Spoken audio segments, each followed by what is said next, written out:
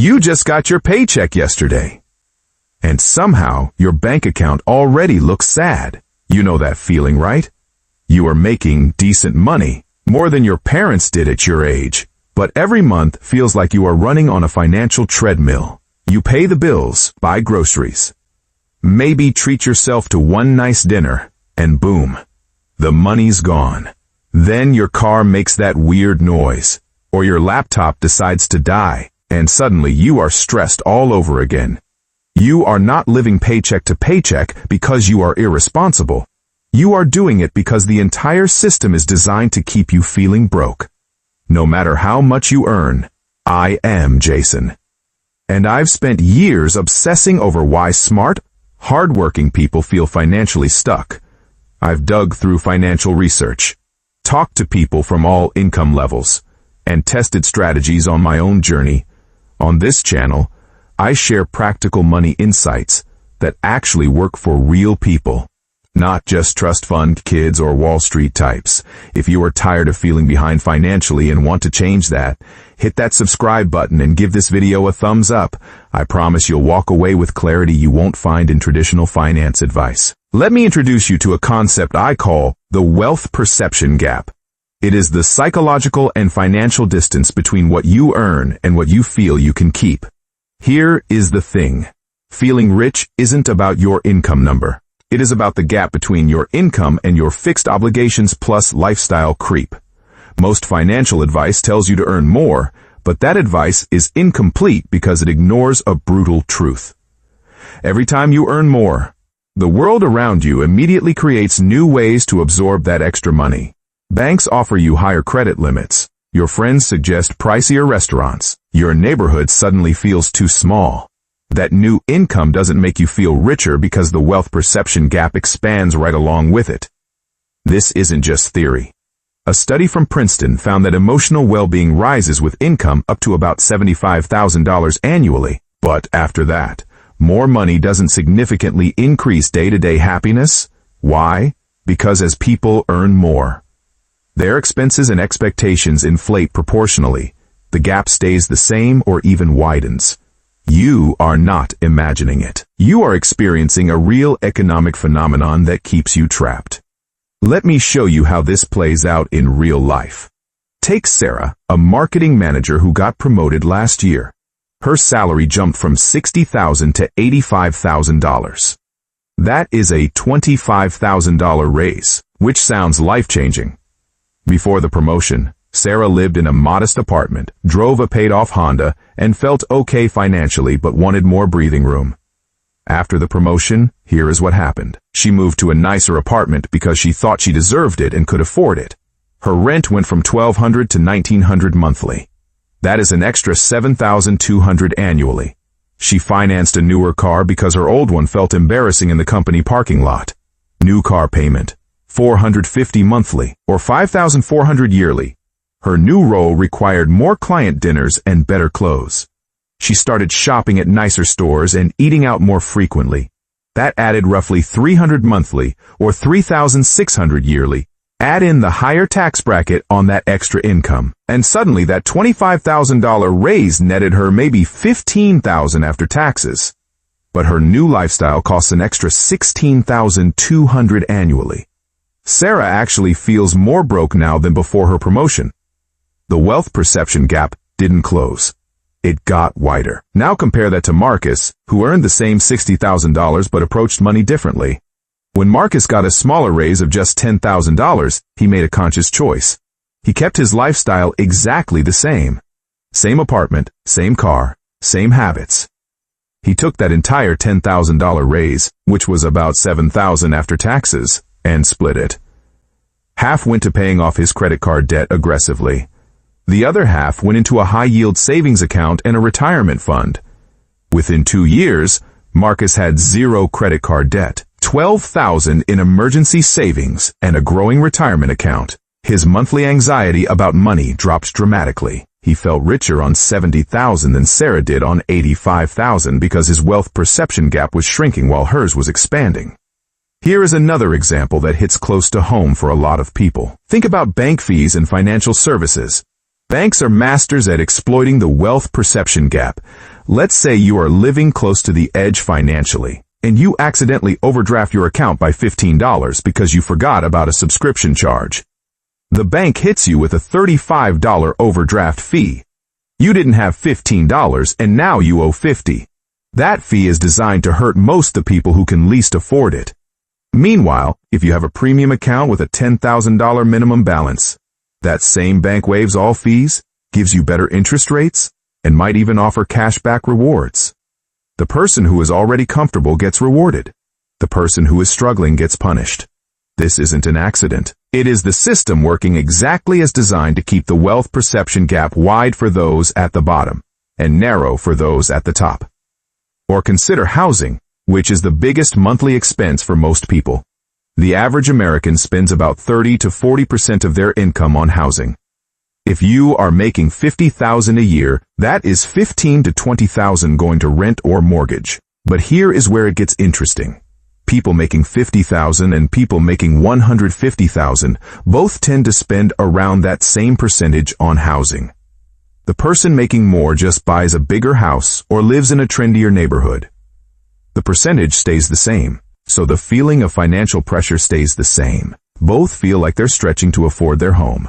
Both feel like they can't save as much as they want. The wealth perception gap persists across income levels because we scale our housing to our income instead of keeping it fixed and saving the difference. I know what some of you are thinking right now. Jason, this sounds depressing. Are you saying I'll never feel financially secure no matter what I do? Not at all. I am saying that if you don't understand this pattern, you'll stay trapped in it. But once you see it clearly, you can make different choices. You can deliberately keep your wealth perception gap narrow instead of letting it expand automatically. Others might be thinking, but I don't make enough to save anything.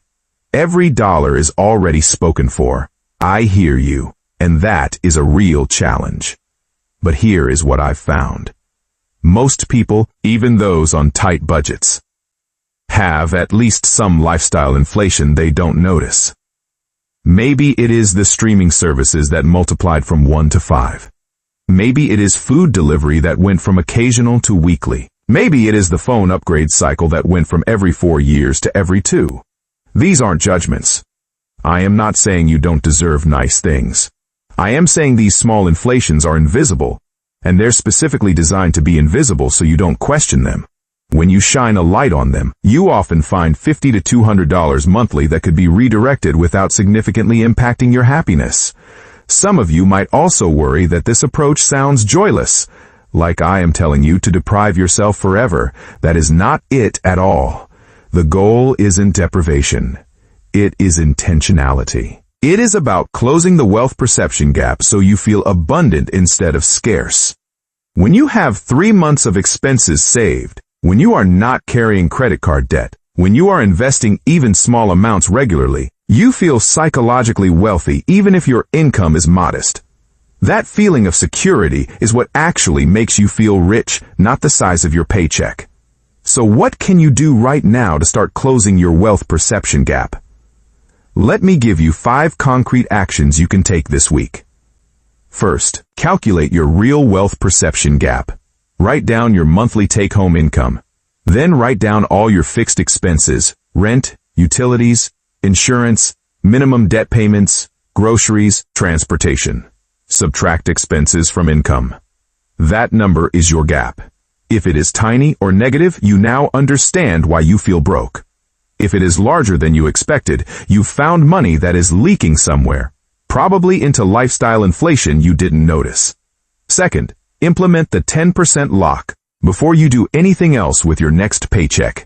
Move 10% into a separate savings account that you don't touch. If 10% feels impossible, start with 5% or even 3%.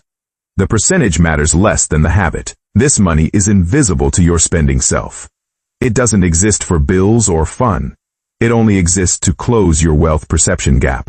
Over time, this becomes your emergency fund, then your investment fund, then your freedom fund. Third, audit your subscriptions and recurring charges right now. Pull up your bank and credit card statements from the last 3 months. Highlight every recurring charge. Streaming services, apps, Memberships, subscription boxes, add them up. I guarantee you'll find at least 2 or 3 you forgot about or don't use enough to justify. Cancel them today. That is immediate monthly savings that requires zero willpower after the initial cancellation. Fourth, create a 24-hour rule for non-essential purchases over $50. When you want to buy something that is not a necessity, wait 24 hours before purchasing. Put it in your cart, but don't check out. Sleep on it. This simple pause breaks the impulse buying cycle that feeds lifestyle inflation. You'll be amazed how many things you don't actually buy after waiting. The ones you still want after 24 hours are probably legitimate wants worth having. Fifth, make your next raise or bonus invisible. This is the most powerful move. When you get your next raise, bonus, or tax refund, pretend it doesn't exist for lifestyle purposes. Don't upgrade anything. Don't celebrate with a big purchase. Instead, immediately redirect that new money into savings, debt payoff, or investment. This single decision can transform your financial trajectory because it prevents your wealth perception gap from expanding. You are increasing income without increasing lifestyle costs. That is where financial freedom lives. Here is the truth that most financial gurus won't tell you. You'll never feel rich by chasing a higher income alone. The hedonic treadmill will always speed up to match your pace. You'll feel rich when you deliberately choose to widen the gap between what you earn and what you need. When you have money left over, when emergencies are annoying but not devastating, when you can make choices based on what you want rather than what you can barely afford. This isn't about becoming a minimalist or living in deprivation. It is about recognizing that the system profits from keeping you feeling broke. And you have the power to opt out of that system. Every subscription service, every financing offer, every lifestyle upgrade marketed to you is designed to expand your wealth perception gap. They want you earning more and spending more so you stay dependent and anxious. When you understand this, you can make different choices. The people who feel financially secure aren't necessarily the ones making the most money. They're the ones who've mastered their wealth perception gap. They've built a buffer between income and expenses. They've resisted lifestyle inflation. They've made their money work for them instead of constantly working for money. You can become one of these people starting today with the steps I just shared. If this resonated with you, do me a favor. Smash that like button so more people can break free from financial anxiety. Subscribe to this channel because I am going to keep sharing practical strategies that actually work for regular people trying to build wealth. And share this video with someone who needs to hear it. Maybe a friend who just got a raise, or someone who is feeling stuck financially. Sometimes the most valuable thing we can give someone is a new way of seeing their situation. Remember, feeling rich isn't about the number in your bank account right now. It is about the trajectory you are on and the control you have over your financial life. You've got this. Take one action today, just one, and you'll be closer to financial freedom than you were yesterday. That is how you win this game. Not by earning more, but by keeping more and feeling abundant with what you have.